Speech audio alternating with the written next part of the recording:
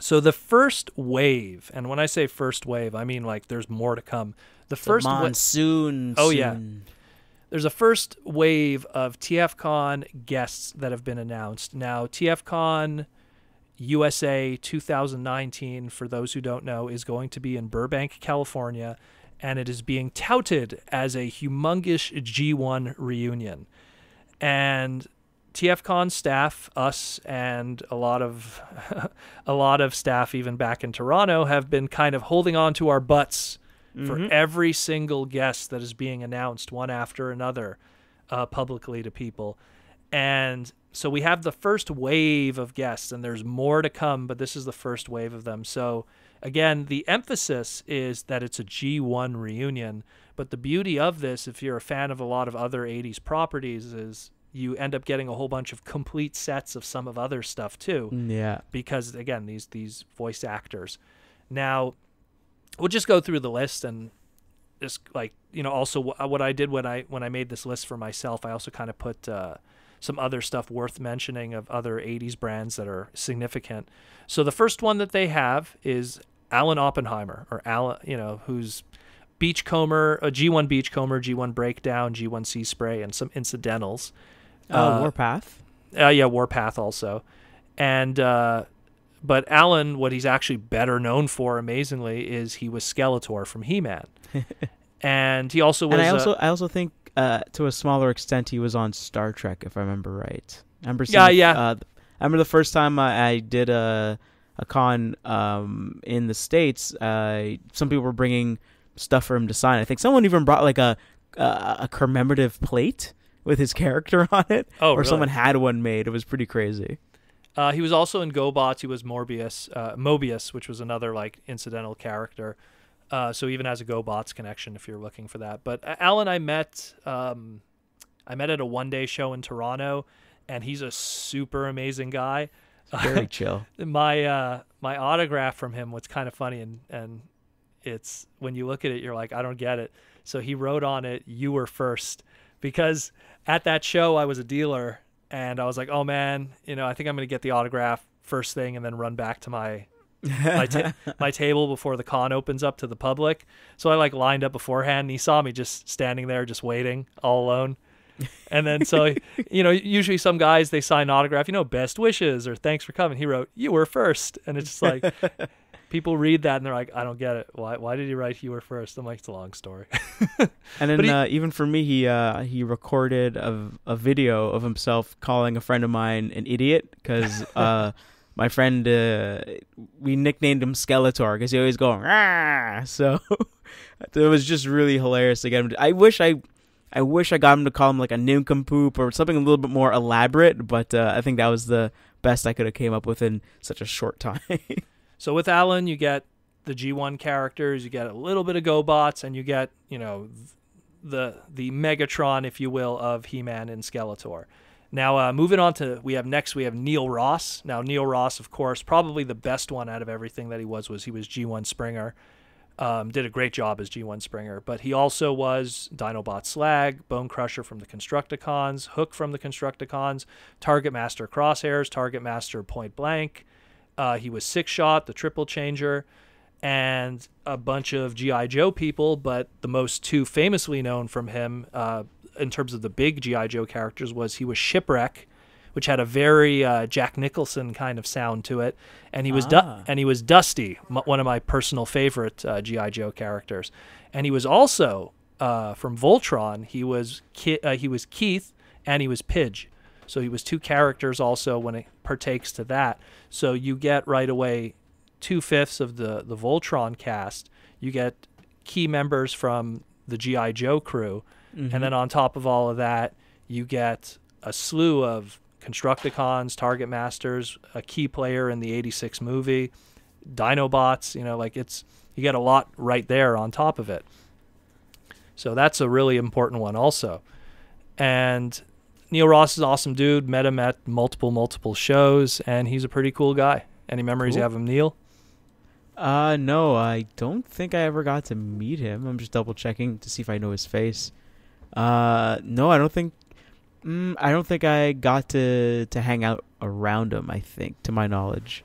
Well, the next one you're familiar with. Oh yeah, Michael Bell. Now Yeah. Michael Bell, huge list of stuff. I mean, he's one of those guys that just did so many 80s properties, but I'll try to keep He it. voiced your childhood and then some.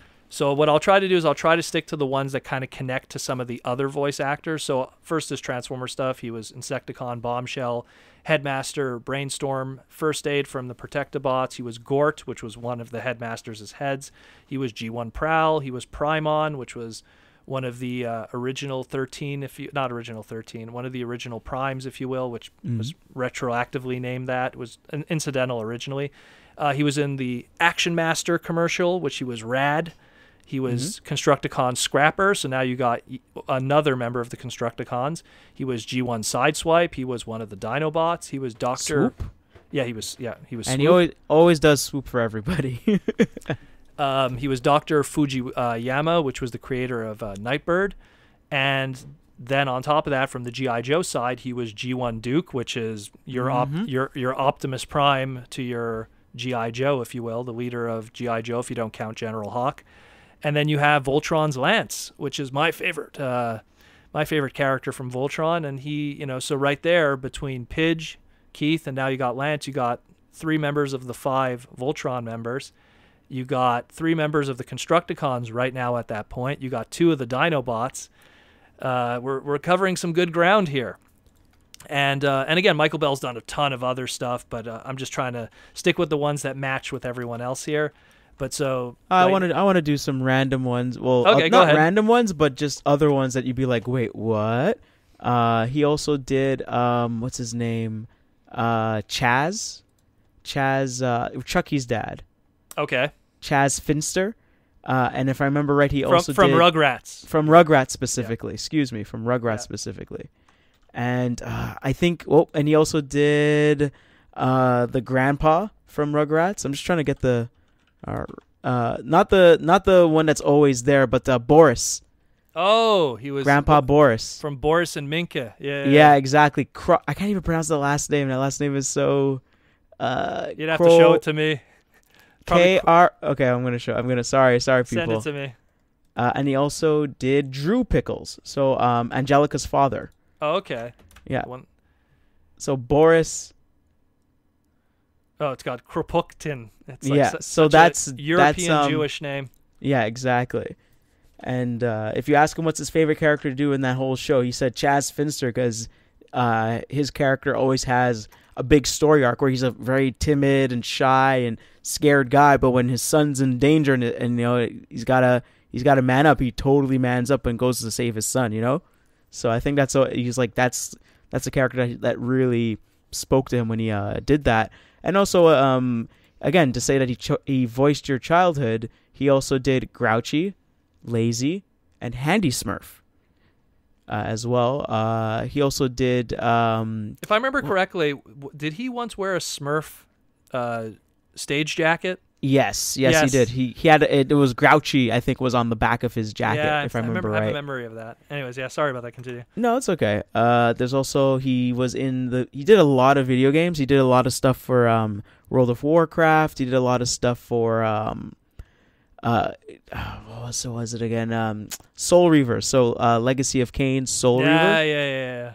So there we go. Raziel, the main character from Soul Reaver, he did. That was a really he's been around and then some. If you see him, you're gonna see his big poster that he carries around, and literally he voiced your childhood and then some. And he's a really, really awesome dude. He's someone that. Oh, cool! He did the Druid in Diablo 2: Lord of Destruction. Oh, there. Well then, I used to play the Druid like crazy. Oh man. I'm going to bring that with me. Like, here, can you sign this too? Now I got to go. I have to dig up my Word of Destruction box. Anyways, I used to play the Druid like crazy. Anyways, as I was saying, so the thing is with Michael especially, is he's one of those guys that a really good person to lend your ear to. Has a lot of really good stories when it comes to voice acting. Very funny guy, and also whenever we do how to get into voice acting panels. I find that him and Gary Chalk are probably the two best people for advice for getting in the voice acting. Like, they both give really good advice. I believe Evan Entertainment probably recorded some segments of that stuff. So definitely check that out on YouTube, Evan Entertainment. And like, he gives really good advice for how to get into the industry and stuff, because he's one of those guys that was around in the early days, in the late 70s, early 80s, and still doing it today. Yeah. You know, still doing it today, and either in the video game business or in actual voice acting, still in studio voice acting. And he's done both pre-dub process, which is like what G1 Transformers was, and in the anime dub process, because he's done a lot of anime stuff like what Voltron was. So he's covered every single corner in the voice acting industry of, if you wanted to get into, say, I just want to do video game voice acting, you know, which you know, it sounds silly, but it really is different from actual voice acting. It's a whole different thing. So a whole different recording process.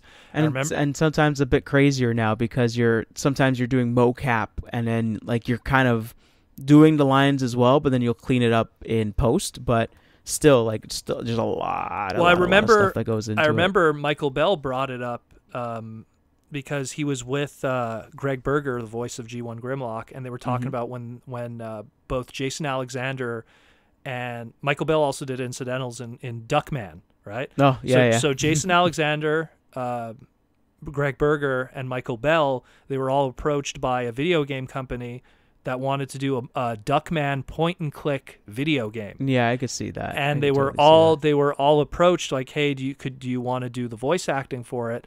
And they were shown the scripts for it and how complicated the voice acting was for video games, because it's not just, you know, read your script, boom, boom, go through the motions.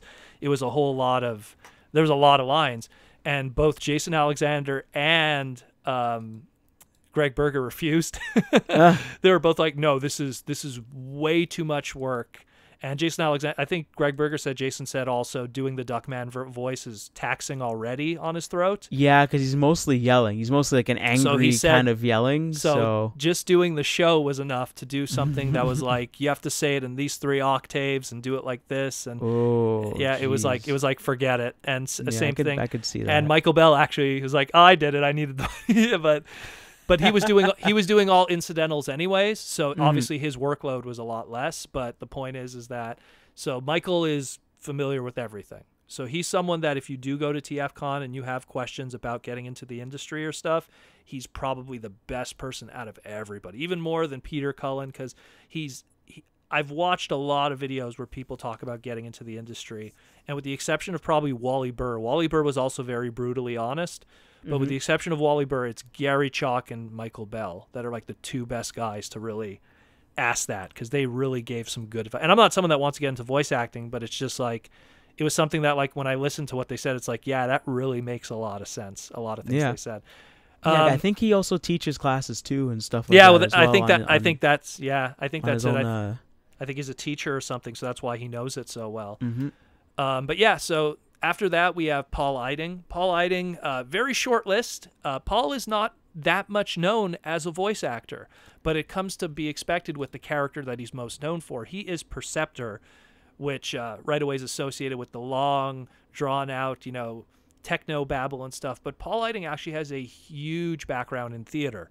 And but also he's one of those guys, if you see him at the bar, stick around. He has a billion stories from his days as a actor, because he hung out with a lot of big name actors back in the day, and it's stories I unfortunately cannot repeat because some of them are just wow, but he has a lot of great stories. He has a lot of great stories. There was a lot of stories that he told at the TFcon bar, and also like he did an interview for a podcast a while back, and I sat in on it in a hotel room. And he just told some of the most raciest, craziest stories with like big name actors that he hung out with, and just the funny stuff. But again, he's only known really for one thing in Transformers and nothing else really. Well, I would say like he's also, well, I mean, if you're into video games, he's also known for Colonel Campbell from Metal Gear Solid. Okay, yeah, that's true. So I mean, like I know that for sure. Everyone's like, oh man, Snake, and like people were bugging him about Metal Gear Solid. Was it? No, it wasn't 4. It was 5, I think. and all that stuff happening. So I remember when that was like red hot and everyone wanted to know what was going on. That's but true. He's done a lot of video games as well. Yeah, well, that with him, it's more like when you compare the climate of all the other people here, where you have a lot of crossover stuff. He's probably the odd man out I want to say I'm just double checking something here. Did he do Smurfs?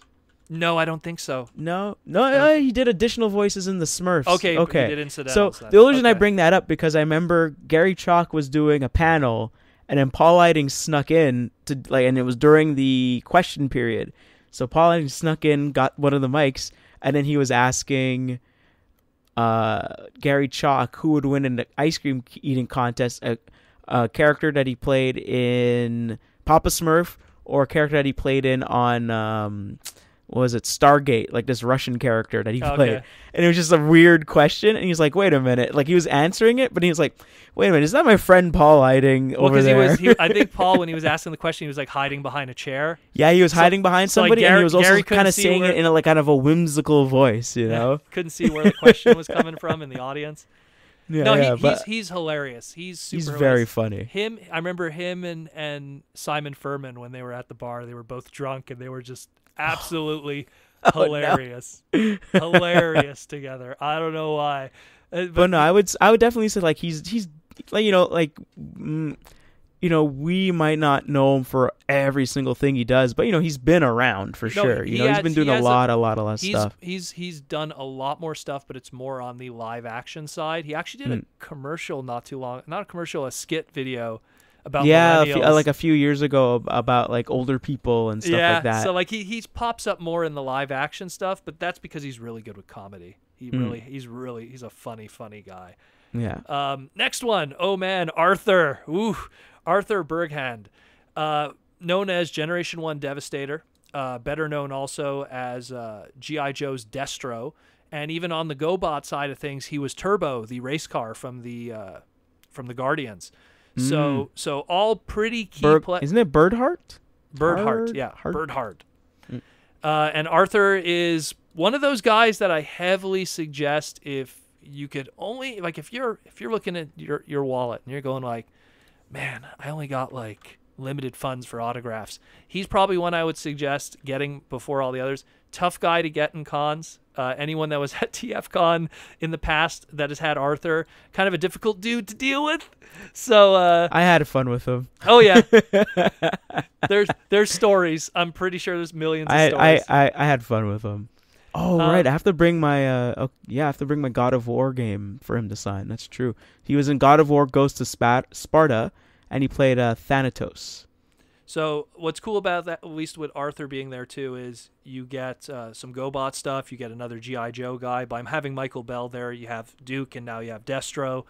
But that still doesn't even end on the G.I. Joe side of things, and it's going to get more interesting as we get down this list. Again, it is a full wave of people here.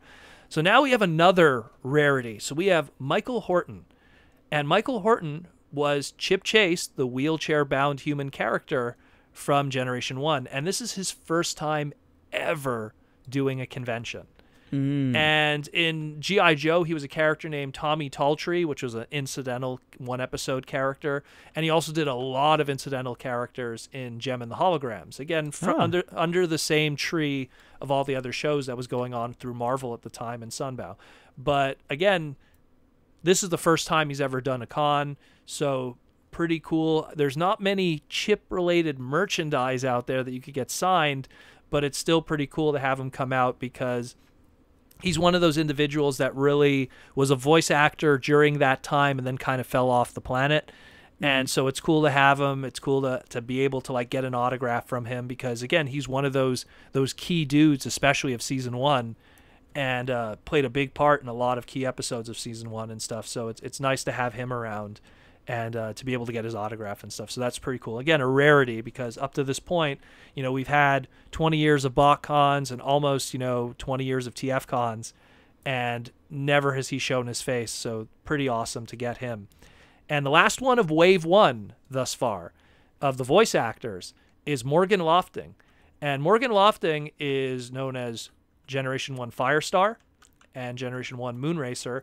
but she's better known as G.I. Joe's Baroness.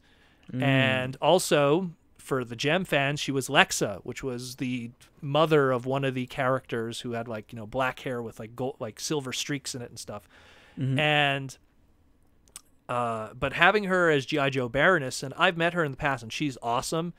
But it's going to be really interesting is to see her with Arthur again, because Arthur was Destro and she was Baroness, and I was just like, man, got to stir some stuff up. I don't know. One of the cool things I remember from when Arthur and Michael Bell were next to each other, there was somebody that paid to have both of them in a photo, so paid each of them their fees to be in the photo, and this guy dressed up as Cobra Commander.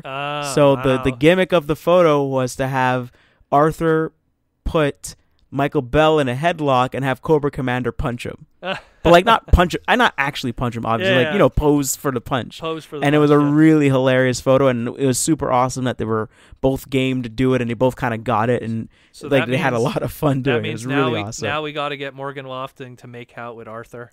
Oh, God damn. Just for old times' sakes, Arthur. Oh no, Arthur, I need you to don't put ideas in people's head. Like seriously. Yeah, I know. Jesus. I'm gonna be like, I don't know who I'm gonna be in charge of this weekend, but I know I'm that weekend. Excuse me, but I get a feeling I'm gonna get like Wendell's gonna come up to me and go like, "Yo, man, there's some drama going on. Yo, what's wrong? Yeah." So some guy told Arthur to make out with Morgan. He just lost it. And they said because they heard it on the podcast. Oh. It's all your fault. I'm blaming you first. There's like chairs being thrown around. Like just gets out of anyway. But I could see somebody like doing something with Morgan, Morgan, Michael, and Arthur. But like you're paying again, 3 people. Remember that. Even Neil Ross. Neil Ross, like Dusty is a personal favorite. But Shipwreck was a pretty big deal in the G.I. Joe cartoon, especially the 2nd and 3rd season. So even again, that's what's really cool about this list is that it's like even if you like, let's say you went to TFcon, you weren't a Transformer fan, like you got like a chunk of G.I. Joe, you got a chunk of Voltron, you got like Gem, you got a whole bunch of like other properties, and again, GoBots and He-Man. So, and this is what's been announced thus far. There's still more to come. And again, this is a huge reunion, so get ready for that. Just to add on, also, outside of the voice actor stuff, Flint Dille has been announced. So one of the directors from the 86 movie, along with one of the writer-creators for Season 3. So another huge, important cog in the Transformer wheel. Flint also, again, playing outside of the Transformer thing, was very integral in the story editing and story creation of G.I. Joe. So once again, Arthur, you have Morgan, you have Neil Ross and all of that. You have Michael Bell. Flint Dille is a very important piece in that G.I. Joe thing. So again, as a G.I. Joe fan, it'd do yourself a service just to come down because of that presence. The funny thing is that I went to a Gem convention, I think like 4 years ago or 5 years ago. No joke, a Gem and the Holograms convention. And everyone thought I was crazy.